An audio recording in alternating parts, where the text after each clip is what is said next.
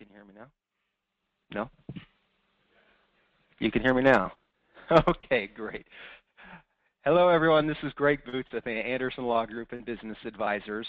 Sorry for a few minutes of technical difficulties there, just getting a couple things worked out. I'd like to welcome you to tonight's webinar on operating your trading business. And the reason why this webinar came about is that I know that there's a tendency for brand new clients and even existing clients is that we cover a lot of information at the events, and oftentimes you will receive all of your business entities at once, and what can end up happening is that there's this sense of everything is overwhelming. So what we're going to be focusing on tonight for the next 45 minutes or so is basically just making sure you have all your I's dotted and T's crossed in regards to your operational documents. And for some of you, it might have been quite some time since you've gone to the class or set up your structure. So I definitely want to also address, why you set up things the way that you set them up, what businesses are going to be doing for you for your corporation, your limited partnership, your LLC, why you have the structure that you do. The most important thing that I want you to take out of tonight's event is that don't panic. It doesn't matter if you've been operating for a year and you find out tonight you haven't signed something that you needed to sign right away, or you're brand new and you're sifting through, the couple hundred pages of corporation documents, LLC documents, limited partnership documents.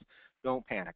What we want to do is just take this nice step by step, and if you happen to find something that you missed or you didn't think was important the first time, let's just cover that tonight and make sure that you get all of these documents in place. Joining me tonight, I have Bob Wilkinson, and Bob is one of the panelists, and what Bob's going to be doing throughout the event is that if you have questions, since I'm talking the majority of the time or all of the time this evening, please feel free to just put those questions in the chat window, and then Bob will respond to you. And if we're seeing a consistent string of similar questions, he'll let me know, and then I can address it to everyone as well. Another thing that I want you to realize is that we do cover a lot of information, whether it's tonight or at the event or just in general. Please use us as a resource. That's why you are Platinum clients, because you have the ability to contact us at any time if you have any questions in regards to how to sign a document or where you put the money. And this is for overview purposes, but if you need help with those applications or other forms, well, please don't hesitate to let us know. I mean, that's really what we're here for. So we're going to be looking at the purpose of the business entities, the internal documents we want to make sure that we have in place, the management agreements, and how do we go about opening and funding the accounts. And then at the very end, I'm going to talk a little bit about flowing the money, because what this webinar is it's the first in a series that we're going to be having now. And the next one that we'll be having within the next month, definitely before the end of the year, is going to be on bookkeeping and accounting, and we'll definitely hit more of the money flow and capturing expenses in the next webinar. So our overview, what we're looking at and why we set up the businesses the way that we did is that we're learning a new skill set. We're learning how to trade in the market, how to profit in investment activities. And in order to do that, we need to find a way that will ensure that as we continue to accumulate wealth, our investments are protected from any personal liability exposure that we have. And then also, what is the way that we go about being able to capture legitimate business expenses that you and I on an individual level wouldn't be able to normally capture? And so it shouldn't come as no surprise that the way that we do that is we look at setting up a corporation and then also a limited partnership or an LLC. Now, when we're looking at a limited partnership or an LLC, whether you have one or another, that was factored in when the businesses were created, whether you were creating them in your home state, if you're going to a state like Nevada. There are different pros and cons depending upon where you set up the business when it comes to asset protection and then also filing fees.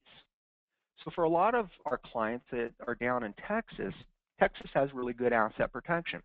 And the protection is the same whether or not you use a limited partnership or an LLC.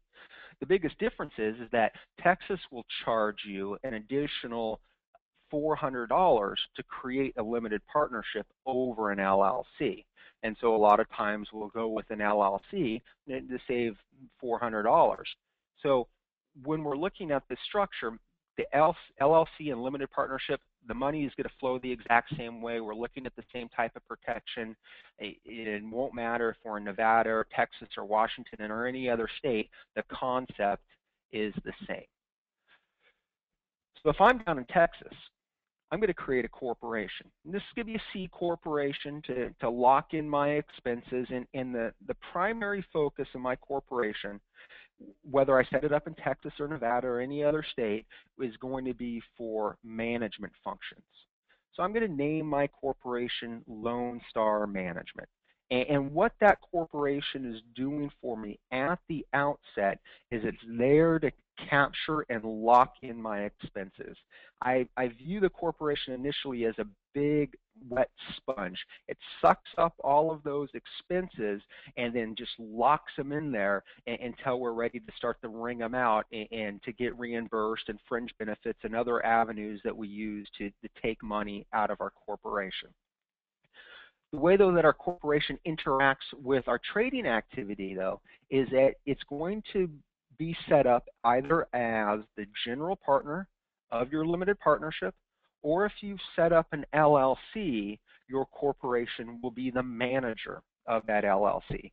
Its business function is identical, whether it's serving as the general partner or as the manager. And really what your corporation is doing for you on a day-to-day business is it's overseeing your investments.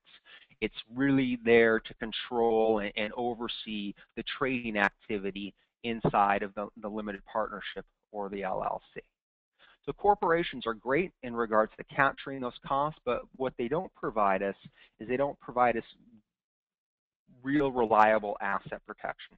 So then that's when our second entity comes in, our protection entity. And this is going to be our limited partnership or our LLC. What it does is it allows us now to basically put a box or a shell around our investments and to ensure that they're protected.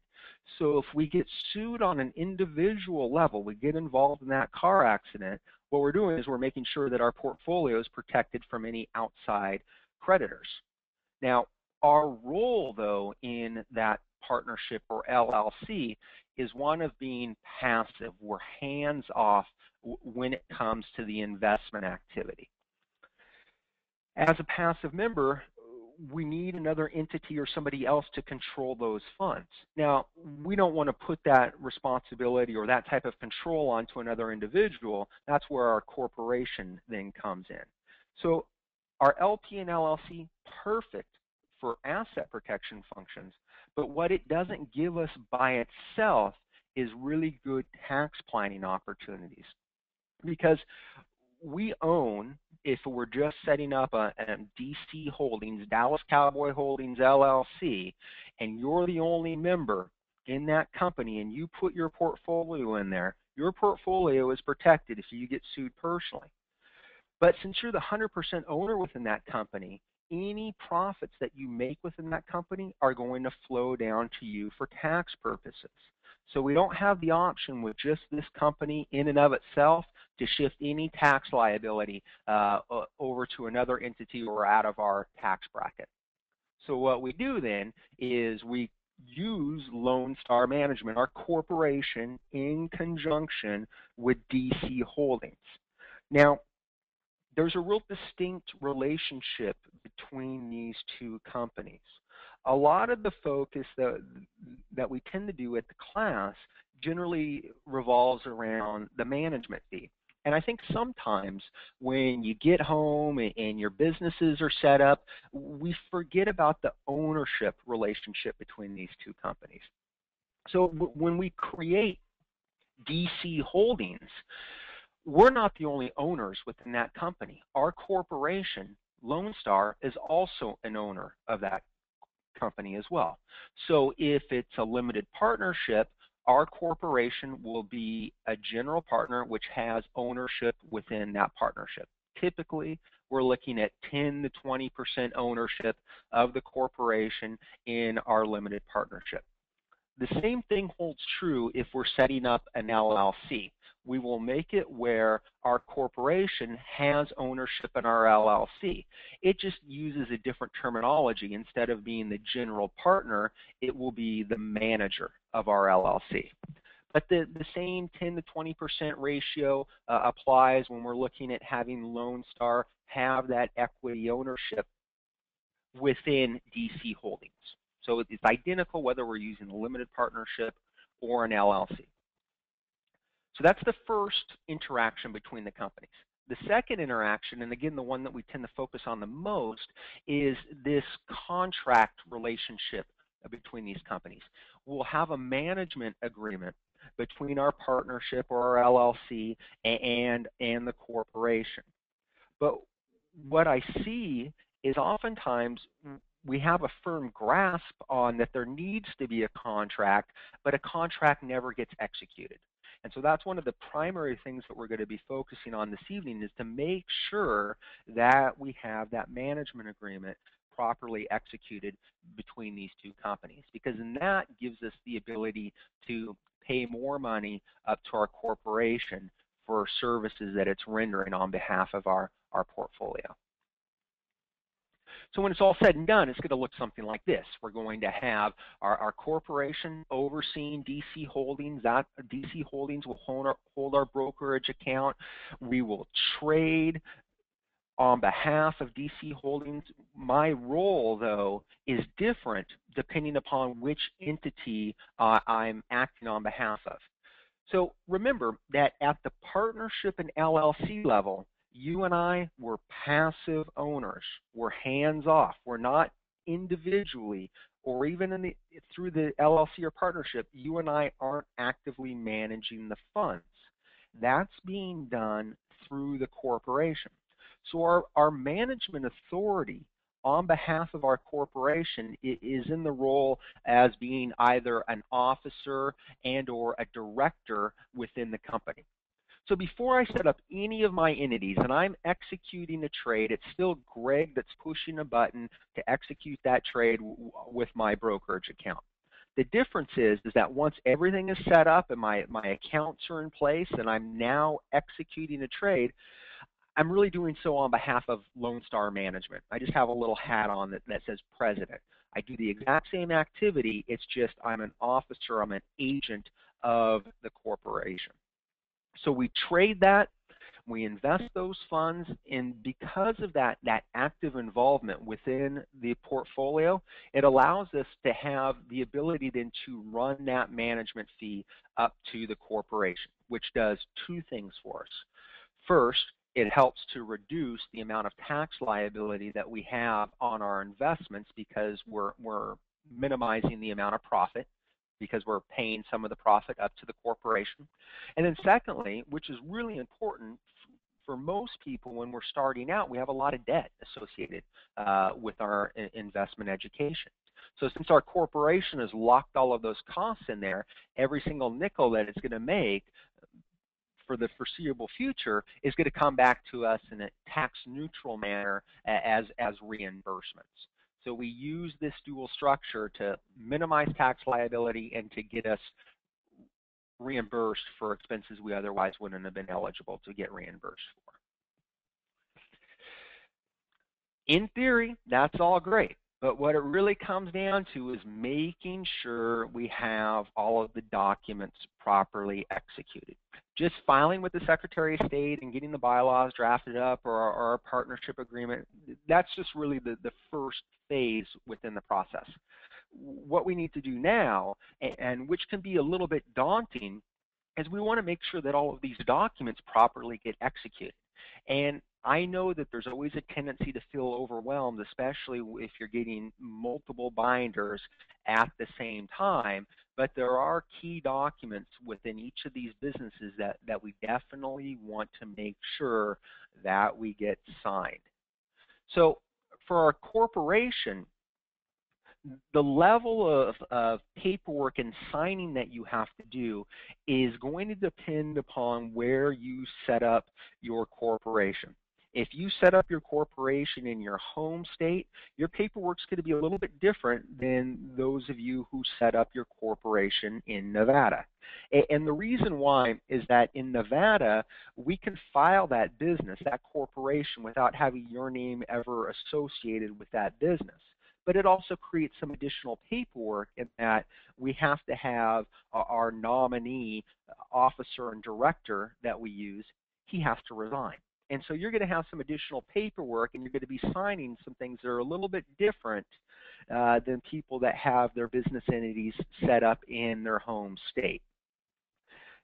The name of the game here is that you don't want to make it too complicated, because in every single corporation document, and also within all of the LLCs and limited partnerships, what you need to do at this point in time has been flagged out.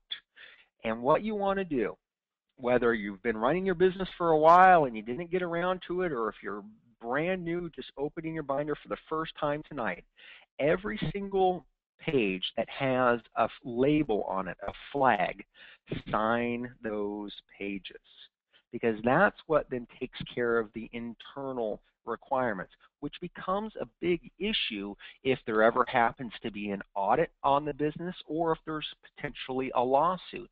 We want to make sure that all of our ducks are in a row in regards to having the necessary formalities filed within the business.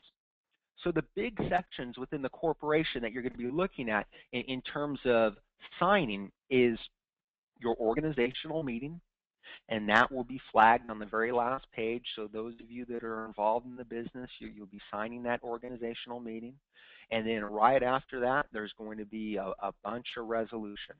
So one of the resolutions that we're going to cover tonight is the resolution to open a bank account. There's also going to be a resolution in there to issue shares. One of the things that we talk about actively and we're huge proponents of within our C corporations are making sure that we get reimbursed for medical expenses. So you definitely want to sign that medical reimbursement resolution. Now, since it's a formalized entity, there are notice requirements, and one way that we can alleviate some of the paperwork that goes along with notice filing and issues that really don't apply when it's just ourselves or our close family members involved in the company, as opposed to having shareholders spread out across the country, we have to give notice when there's a meeting. But we can get around that issue by signing a waiver of notice. And so that will be the next document that you're going to want to sign. You're going to want to sign the waiver of the notice of the meetings. And then within the documents, you're going to see that you've been appointed in different positions. You've been appointed as directors within your company. You will want to sign those appointment forms, acknowledging that you are now acting in your capacity as a director within the company. There's also going to be appointment forms for your officer positions. So we're looking at appointing you and your family members or your close friends or other business associates as president, secretary, vice president, and treasurer. You definitely want to make sure that you sign those appointment forms. The next item, and you're going to be skipping through many tabs now because this is towards the end, is in regards to your bylaws. And the bylaws are the real operational documents within the corporation. So you want to make sure that you sign, it should be just the very last page of the bylaws. There should just be one flag in there. Make sure that those bylaws get signed. Then we want to show, well, who are the owners within the company? And the owners, the shareholders in the company, that's going to pop up in a couple of different places. You're referenced within the organizational meeting as being a shareholder, but then you're also going to show up in the tab titled units, or pardon me, stock and ledger. And your shares will already have been issued to you within your stock ledger. So there's nothing that you need to do there. But what you want to do, and each one of these certificates will be flagged, is that For your shares, you want to make sure that those shares get signed and also dated so that they're properly issued to you. Now, there's two signature places for our stock certificates. The president will sign and the secretary will sign. If you're one and the same, no problem. You're just going to sign twice, once as the president and another time as the secretary. Keep in mind that for the most part, all of these documents that we've talked about or I've talked about thus far, with the exception of the bank account resolution, for the most part, these are all going to stay internal documents. So like I said initially, is that if you've been running your business and you didn't get around to signing these, again, don't panic, but make it top priority to get these documents signed, because it's a very essential point in time to do so. Our limited partnership and our LLC, there's less documentation to sign in either one of these entities.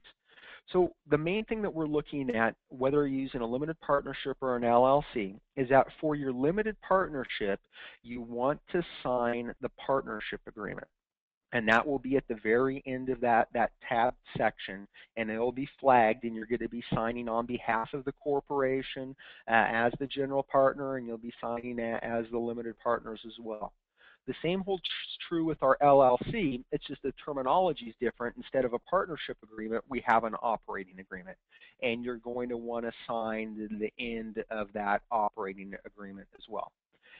Then, just like with the corporation, we want to issue out or memorialize the ownership within the company. And LLCs and limited partnerships, they don't have shares. They use what are known as units. They're identical for the most part. It's just different terminology. So you want to make sure that you're signing the unit certificates and making sure that those are properly dated. And then we want to tackle the management agreement. And once those accounts get funded, then we're going to move on to the contribution exhibits. And so we'll go in real depth on our management agreements. If you can't find your management agreement, or if you never executed one, or if you want to revise it, within the email for this webinar that originally went out, there were an agreement for the partnership and there was an agreement for the LLC. Definitely download those if you missed the opportunity to do so. If you still can't access it, no problem. Just shoot me an email or your primary contact person at Anderson, and we're more than happy to send you a new management agreement. So with our management agreement for our limited partnership, what we want to do, and for most of you, this will already be, all the key items will be filled out, but if you downloaded one of the ones that we put out there, we want to make sure that you get this filled out properly. So what we have here within our limited partnership management agreement, really what it is, it's an agreement between the partnership to compensate our corporate general partner for services that it's rendering. So the agreement is between my partnership, DC Holdings, and then the corporation, Lone Star Management. It's dated the first day of November 2012, and again, we're just memorializing who the parties are between DC Holdings, the name of the limited partnership, and Lone Star Management, the name of the corporation. So our corporation now is engaging in this activity on behalf of the partnership, and it needs to be reimbursed. So we get about 3/4 of the way down the page here, and what we're doing here is we're dictating, well, how is our corporation going to be paid for the services that are being rendered? And we have a lot of flexibility. It can be a set monthly amount. So for example, if I'm anticipating putting $30,000, $50,000 in my brokerage account, I might start with $1,000 a month. Maybe I might be putting that much in, but I've never really executed any trades. They've all just been on paper. I might have my management fee be a bit less, maybe $500 a month, maybe $1,000 a quarter. Some of my clients that are actively trading, they will have their management agreement be based upon a percentage of the profits. Other clients that actively trade, i.e. they're doing multiple transactions a day, might have it structured where they're paying the corporation a per trade fee. I have some other clients that have set up this structure, but they're not actively trading at all. Somebody else oversees their money. But the corporation is still involved, but just not to the same extent. So their fee structure might be maybe 1% of the assets under management. The nice thing about this management agreement is that it's very flexible. It can always be modified in the future. So if I start out with $1,000 a month, and then I sit in a 3-month pattern where it's just a squirrel market, I haven't entered into any positions at all, well, my LLC or my limited partnership is still obligated to make that payment. Well, now what I'm having to do is I'm having to deplete some of my principal in my brokerage account to make this payment.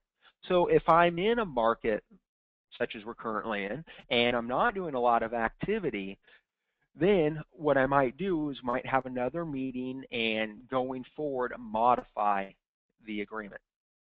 So you always have that flexibility to make changes and to execute new agreements going forward. And then we wrap up the agreement. If I'm living in Texas, these are Texas entities, this is going to be governed under the laws of Texas. If this is a Nevada-based entity, it's going to be under Nevada or Colorado or Washington, wherever these companies are established. And we just, again, memorialize the date, first day of November 2012. Now, for signing on behalf of the general partner, this is an important item that we really want to get a handle on. It's not you individually, just like it's not me individually acting on behalf of my partnership or my LLC. It's the corporation. So I definitely want to make sure that we designate Lone Star Management, Inc. as the general partner. But somebody still has to sign on behalf of that company. The company can't sign for itself. So I sign on behalf of the company, but in my capacity as president. Within all of your documents where you're having to sign on behalf of the corp or the limited partnership or even the LLC, your position within the company is already established within the documents, so you're not having to make any further designations. But let's say that maybe I was entering into an agreement with an outside party, and I'm having to sign their documents. Well, this would be definitely an instance where when I sign my name, I would also additionally write, comma, president, putting the person or the other company on notice that they're not dealing with Greg personally, but they're dealing with Greg as an officer within the corporation. Our LLC management agreement is almost a mirror image of the partnership agreement. There's just a couple of different fields that I want to make you aware of. So the management agreement is on behalf of my LLC, DC Holdings. And any time when you're going through your documents or anybody else's documents for that matter, when you're referencing a business, oftentimes we'll see a blank limited liability company or a blank corporation or a blank limited partnership. What they're looking for here is where was that company set up. So anytime your company's referenced and it says a blank, you would want to put in the state that it was created. So a Texas limited liability company. So our agreement is between DC Holdings, a Texas limited liability company, and then the manager of that LLC. Our manager is going to be our corporation, Lone Star Management. And then I can structure that management agreement the exact same way that we structured it before within that limited partnership. The corporation is getting paid for performing the same services, and I still have the same flexibility going forward that I can modify the management agreement.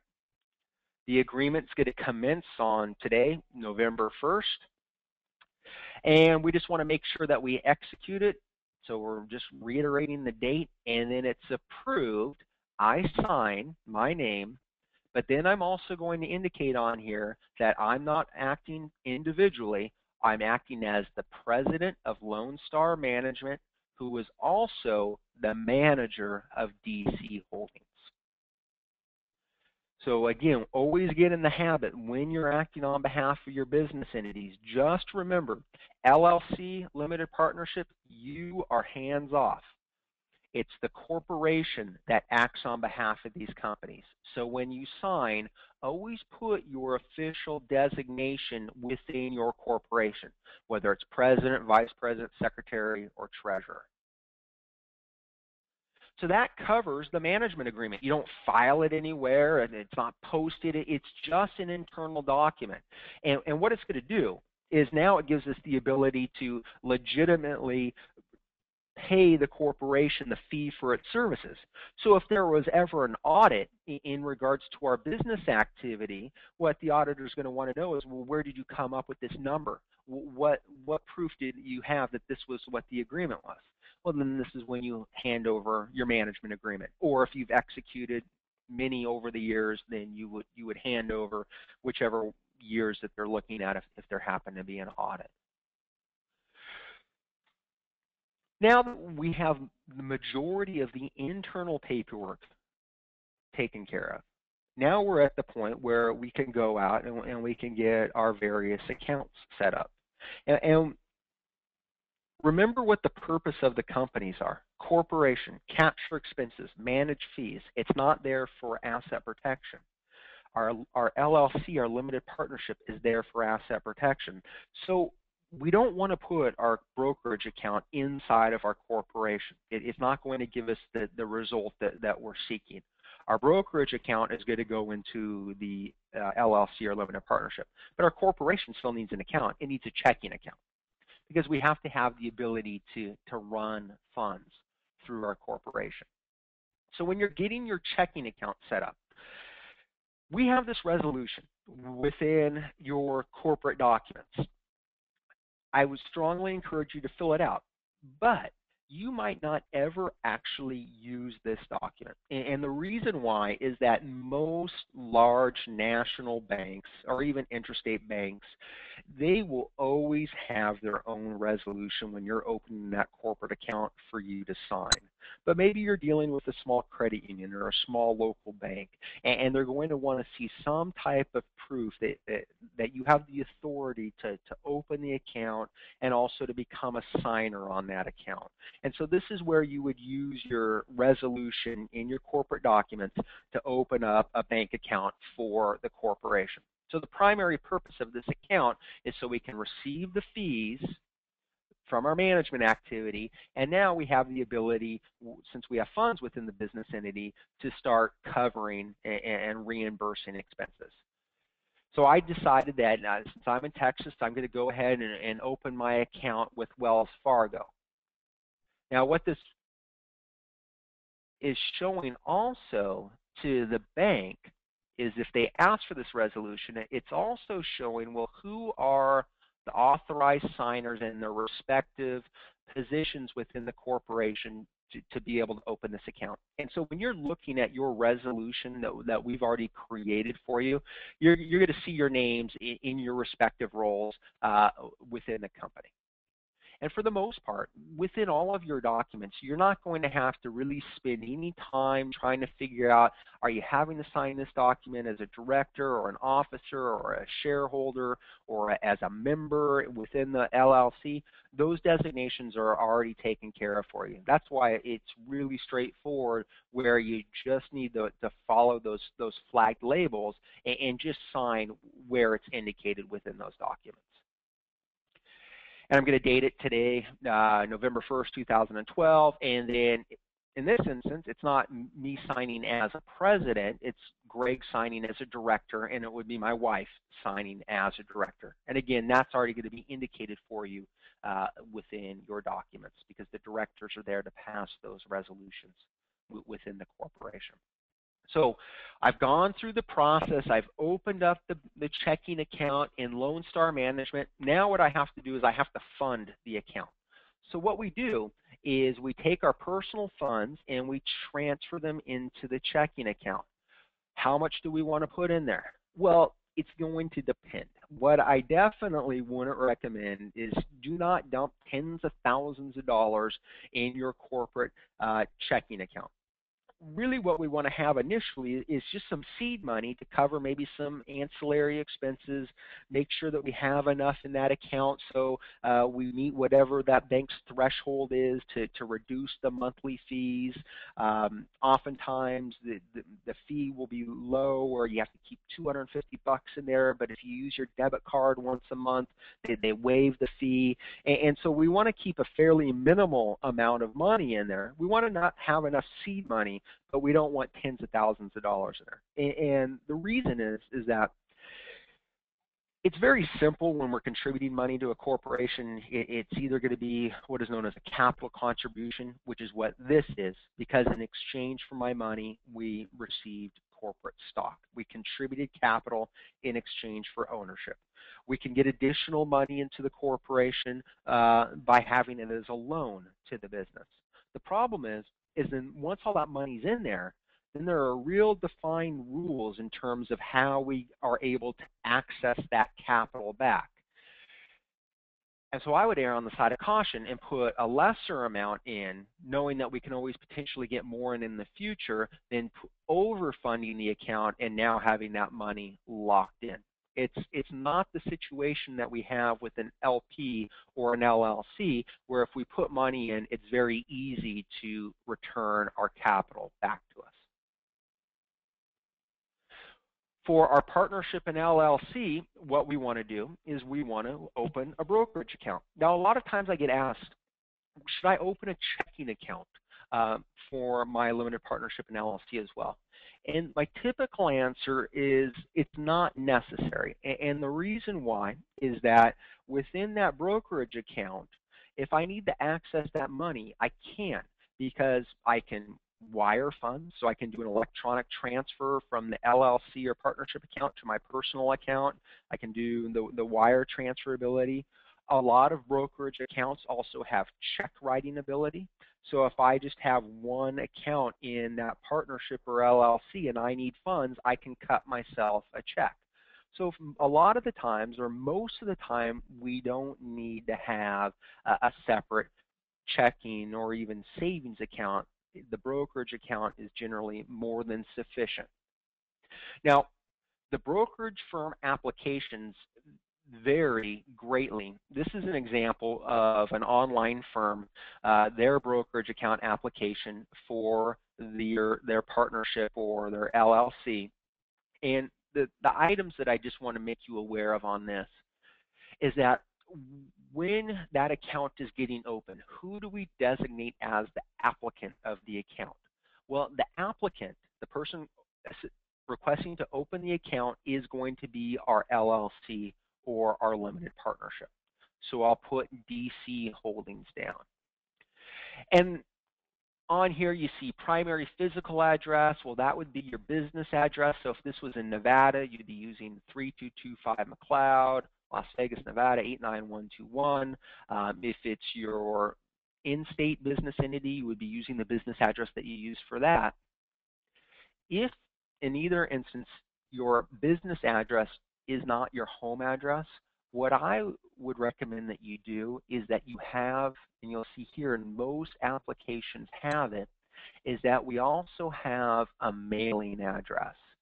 So if you're using Nevada, you can certainly use the boss address as the mailing address. But the downside is that it has to first ship to Las Vegas, and then it goes to the mailroom, and they'll forward it off to you. So there's a little bit of lag from the time that the brokerage firm sent the statement until you get it. I prefer just to have my statements come directly to me. So I'm using the Nevada address as the business address, but I'm using my home address as the mailing address.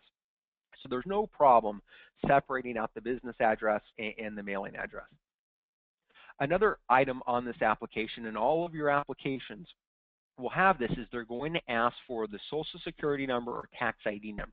So remember, it's not you that's opening an account. It is your business. So we do not want to use your Social Security number. Use the LLC or the partnership's tax identification number, the EIN. And then the final item on this brokerage account application is, I wanted to give you an example of how, if I was opening this brokerage account, how I would be signing it. I would sign it as Greg Boots, President of Lone Star Management, Inc. If this was for a partnership, I would put comma GP, which is general partner, or MGR, which stands for manager, if I'm using an LLC. What I encourage all of you to do, if you haven't opened your brokerage account yet, because some firms' account applications are very confusing. One in particular, it uses the same application regardless of whether you're a person, a corporation, a trust, a partnership, an LLC. It's the same application, and it will ask for a lot of stuff that doesn't apply. I recommend that you contact us and reach out to one of us here or to whomever you've been working with and have them assist you and walk you through the account application. It's time well spent, and it really should help alleviate any potential issues that might pop up and slow the process down when you're dealing with the broker. The banks and brokerage firms, they might ask for some additional documentation other than just the application and the resolution. And this is pretty standard, and there's no problem giving this information if they ask for it. Sometimes they do, sometimes they don't. So some of the additional documents that they might ask for are the filed documents on behalf of the business. So what they're going to want to see in regards to your corporation is they might ask you for a copy of your articles of incorporation.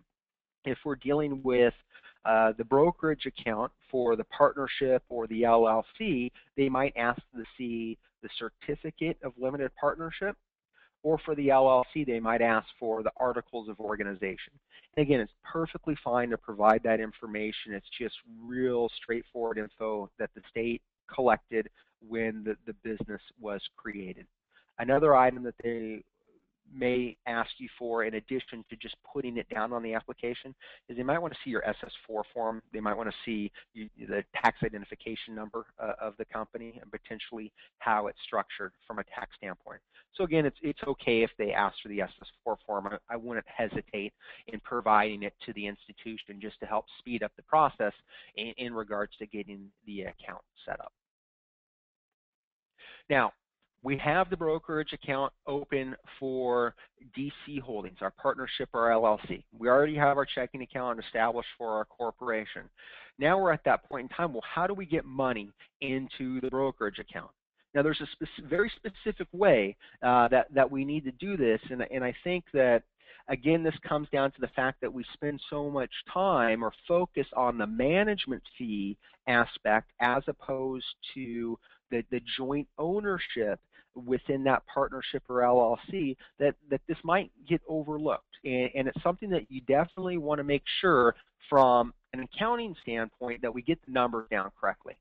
So my goal is to get my $30,000 into my brokerage account. Now remember, corporation has ownership, you have ownership. So in this example, I'm an 85% owner and my corporation owns 15%. So when that $30,000 goes from my personal account into the brokerage account, I need to attribute 85% of that $30,000 to my contribution. So what that means is that out of that $30,000 that went in there, $25,500 came from me or myself and my wife. The remaining funds, the remaining $4,500, that's the corporation's 15% kick in, we attribute to the corporation. So does that mean that I need to take this $30,000 and dump $4,500 up here and then run it down to my partnership or LLC? No. I'm taking those funds, that $30,000 intact, contributing it to the brokerage account, but from a bookkeeping standpoint, an accounting standpoint, $25,500 comes from me, $4,500 is coming from my corporation because we both have equity ownership within this company, so we're both contributing capital to the company.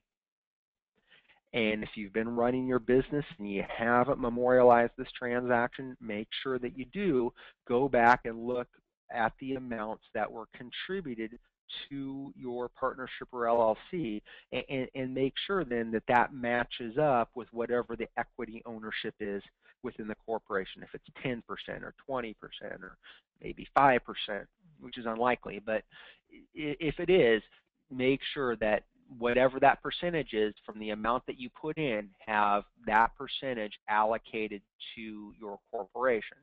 Well, what do I mean by allocated? Well, another document that we have to address within that checklist within our LLC and our limited partnership is the document covering our capital contributions. So when you signed that partnership agreement or the operating agreement for the LLC, initially you probably didn't do anything with these exhibits showing the contributions, and that's okay because there weren't any funds originally put in there. But when you open up that brokerage account, we need to memorialize the money that went into the company and where that money came from.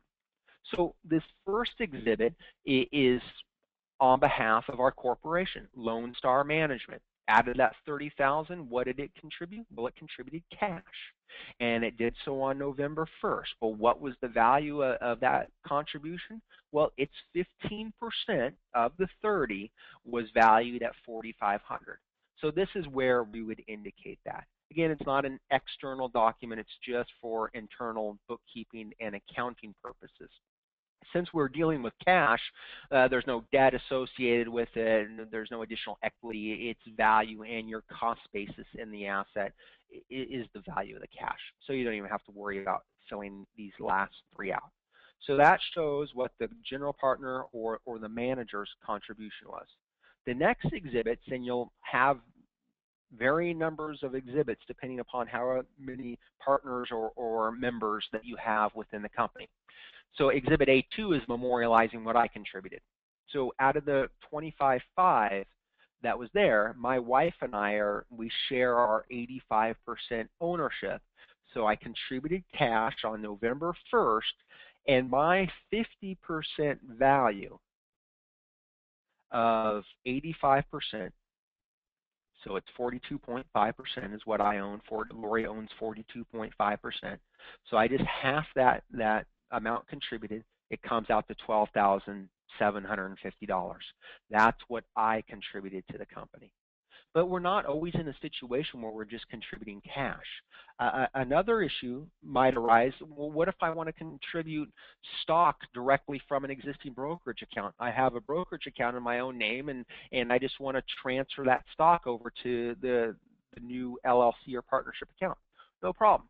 So what we would do here, just keeping the numbers the same, say that right now in that account there's 42 shares of Apple. My half of that account is 21 shares. So I contribute my 21 shares of Apple stock on November 1st, and its current value, just ballpark right now, is $12,750. But since we're dealing with stock now, we're not dealing with cash. That doesn't necessarily mean then that our debt, equity, and basis are all going to be the same as they were with the cash. So I didn't buy this stock on margin, so there's or any loan associated with the transaction, so there's no debt associated with the stock.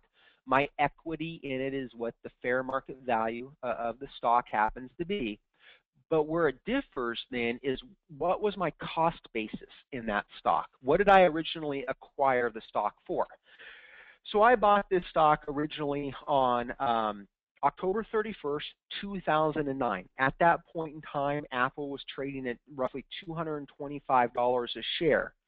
So my basis in the Apple stock was 225 times 21. And there was some change in there as well.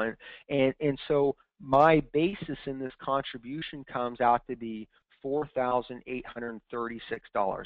What does that mean? What it means is that if I sold that stock personally, where I purchased it for $4,800 and I turned around and I sold it for $12,750, I would have roughly an $8,000 long-term capital gain. The exact same thing applies when I put the stock in my partnership or my LLC. my basis remains the same. So if I contribute this stock on November 1st and then tomorrow I turn around and sell it, my long-term capital gains tax consequences are exactly the same. So that's why it's important that we want to memorialize this on, is there a difference when we're dealing with your positions between the fair market value when you contribute it and what your basis was in that position. So you want to just keep track of that when you're making the contributions, because it'll make your tax reporting oh so much easier. If you didn't do that initially, you just want to go back and you can look and see what the given position was trading at any day, and you would just calculate out that figure. So then the last one I would do would be for my wife, and it would follow the same format as mine, which she contributed cash. She did it today, November 1st, and the value was $12,750, no debt, equity, or different basis for her. Now, this is just the initial contribution. At any time going forward, we can always contribute more capital. And so if we're contributing more capital in the future, we're just filling out these additional lines.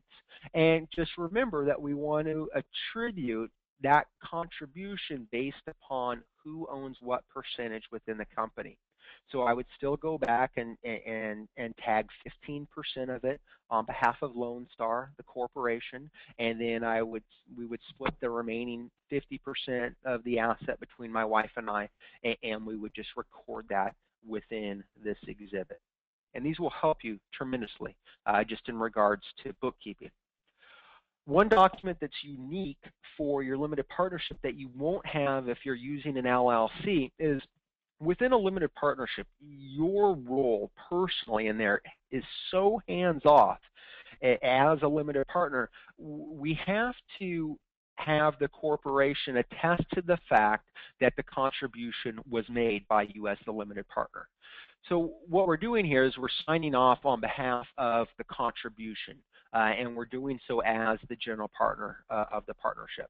So I was present. I contributed $12,750 into DC Holdings Limited Partnership, and then when I'm signing, I'm just signing on behalf as the general partner, which is the corporation, and my official capacity has already been designated.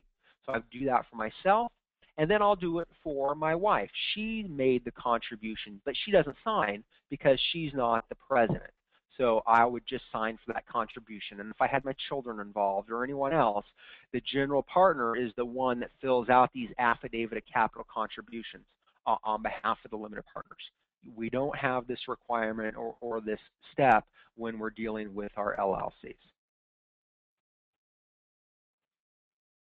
Now, I know that I said about 10 minutes ago, 15 minutes ago, that you're not going, most of the time, we're not going to be setting up a checking account within our LP or LLC. That is true most of the time. However, I know that a lot of my clients really like to use e-option, and that's fine. But e-option has this internal requirement where they won't allow you to transfer funds from your personal account directly into the e-option brokerage account that you created for your limited partnership or your LLC. Their internal requirement is that only contributions can be made to an account if they come from an account titled the same way. So now I'm in, it's a catch-22. I have all of these funds personally. I want to get them into the partnership or the LLC for protection, but I can't because they are in my own personal account right now. So what we need to do with e-option to make this work is we just add one extra step, one extra account. So what we do is we create the DC Holdings LP or LLC checking account. And then we'll contribute those funds from our personal account into the checking account. And when we make that contribution, we would do the same thing that we did before, where I would attribute 15% of it from Lone Star, the corporation, and then the remaining 85% between my wife and I. This is still a capital contribution, but we're putting the funds in the checking account first. Then once they're in the checking account, then we can transfer those funds into the e-option brokerage account. So it's a little bit more hassle. It's certainly not the end of the world, and it will save you a lot of headache if you make sure that you get these accounts set up first, the checking account, before you try to fund that brokerage account with e-option, because they'll set it up for you, but they won't allow you to put any money in there. So then to recap, that what we have in place now is we have our corporation as the general partner. It's managing the funds in DC Holdings, and now we have the ability, because we've already executed that management agreement, now we have the ability to take some of those profits that we're engaging in within our trading activity and get it transferred to our corporation, which will help then reduce our tax liability and get us reimbursed.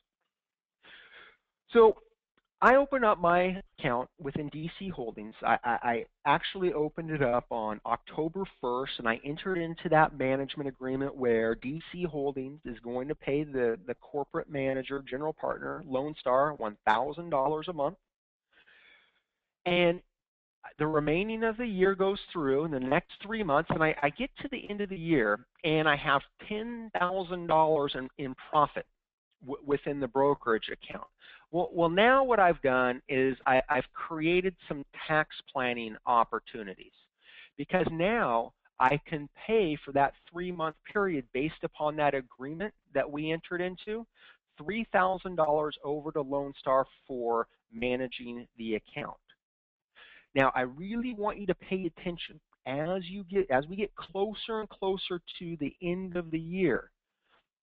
There's no problem holding those funds in your partnership or LLC.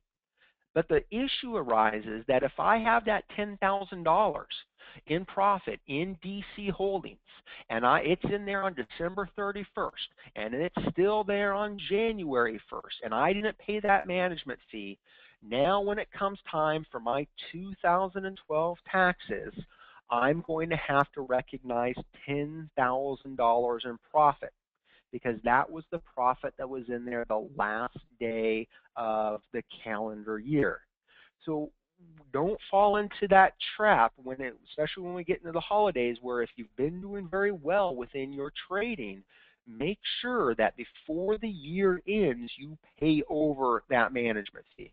And we'll definitely cover this in much greater depth the next webinar when we have Steve on, when we're talking about the accounting and the bookkeeping.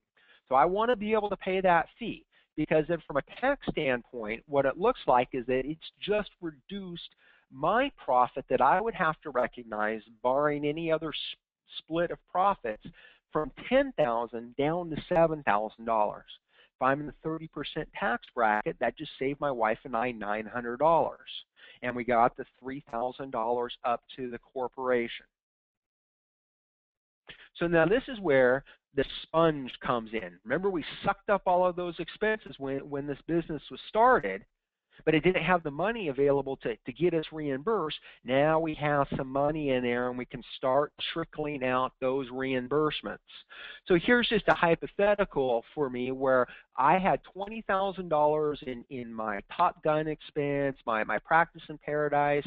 I went on a cruise, and when it's all said and done, I probably spent $20,000 for my investment-related education. Then I had a couple other grand in travel and about $1,000 in lodging. And my computer was just an old dog, and I went out and I bought a new computer. So right now, my corporation owes me $24,500. So how do we get that $3,000 out of the corporation? Well, we just start chipping away at that debt.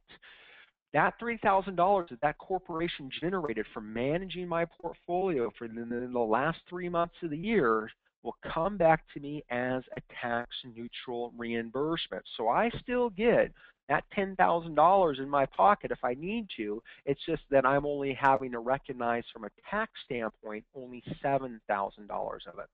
So obviously, this first year, I didn't make enough to pay off that $24,500 debt. That's okay. That's why you set up a C corporation, because your C corporation locks those costs in, and we reduce that $24,500 debt by $3,000, and that leaves $21,500 in debt, and we can roll that forward to future years. And so however long it takes to have that sponge go dry, that's okay. All of those costs and expenses are locked in there. Not only your initial ones, but also ones that you're going to incur as a business owner as time goes on. So from a tax standpoint, I put the $30,000 in there. That was the capital contribution. Remember, you can return your capital at any time. There's no tax consequence pulling that capital out. It's just a return of capital. I can leave the $7,000 in. I could pull the $7,000 out. It doesn't matter. This is a flow-through entity for tax purposes. You're going to pay tax on the $7,000 regardless. So what it comes down to then, what I would have to recognize, and again, just ignoring the 15% that the corporation owns, is that I would have to recognize $7,000 in profit as a member or a partner within the entity. So it's a great way to reduce that tax liability and also to have me reimbursed. So I hope this was a good overview for you, for those of you that are brand new, for those of you who have been operating your entities, just to make sure that you keep up on the game in terms of having these documents in proper order. There's not a lot of paperwork. I mean, it seems like it when you first get it, but it's really not, because we're not having to go through this process time and time again. We don't have to continuously reinvent the wheel. That's why I say, hey, you have a question on your brokerage account application or checking account application, let us know. We've already gone through the process. That's why you're paying us to help you, to teach you how to properly use these. And so it's time well spent for you. So what you need to do, now that you have a better background or firmer foundation to stand on, go through those documents. Any of those labels, sign where they're flagged, and then get rid of the flags, because if you're not seeing any flags in there, then that means you're already done and you have everything in place. Execute your management agreements for your partnership and your LLC. If you executed one 18 months ago and situations change, maybe you need to modify that agreement. That's okay. Let's get a new management agreement in place. Again, if you don't have one or you can't find yours, let us know, and we're more than happy to email those over to you. Get the bank account open for the corporation. If you're using e-option for your trading platform, also open a bank account for your LLC and limited partnership. You'll want to, for sure, regardless of the firm that you're going to use, you need to get that brokerage account set up for the partnership and LLC. Complete those contribution exhibits. So when you put those funds originally in that brokerage account, or if you're putting additional funds in that partnership or LLC, make sure you go back and you split out those contributions between you and your other partners or the other members and your corporation. Keep an eye on your profits as we're getting closer and closer to the year end. Don't inadvertently get hit with a tax situation where it could have easily been reduced just by paying that management fee before the end of the year. Keep records. Keep good records. It all comes down to the documentation, and we'll really stress it on the next webinar when it comes to the bookkeeping and accounting. It really all comes down to the records then, and just making sure that you have a good system in place, because it doesn't need to become overwhelming at all. And again, try not to be overwhelmed. If you skipped something in the past or didn't know you needed to do it in the past, that's okay. Remember, these are internal documents. Just get them done now that you know what to do. And at any time, if you guys have questions, and please, I can't stress this enough, just don't hesitate to contact us. I trust that Bob has been answering your questions as time has been going through. If anything glaring uh, came up, just let me know. Feel free to shoot me an email. This should be recorded. And so what we're going to do is we'll end up posting this on our website, on the Platinum site. So you'll just be able to log in and use your username and password, and you'll be able to view this at any time. And this is just the first in many different webinar series that we're going to be having for you guys, just to cover some things that might change over time, some other avenues that you might not have known about before or didn't seem important. And so have ideas in regards to something that you would really like to have covered if for a webinar, don't hesitate to let me know. You can always call me at the office at 800-706-4741, or shoot me an email, or Clint or Bob or Rod or Doug or Michael. Now, we're all here for you. So I hope you enjoyed the event. Have a good evening, and we'll be sending out confirmation on the recording. So thanks for attending.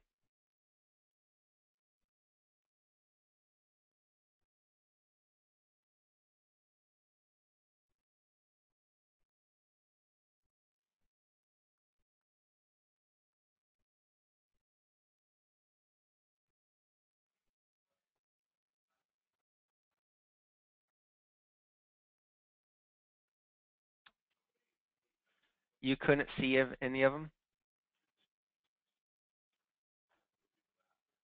Yeah, but I couldn't pay attention because I'm speaking.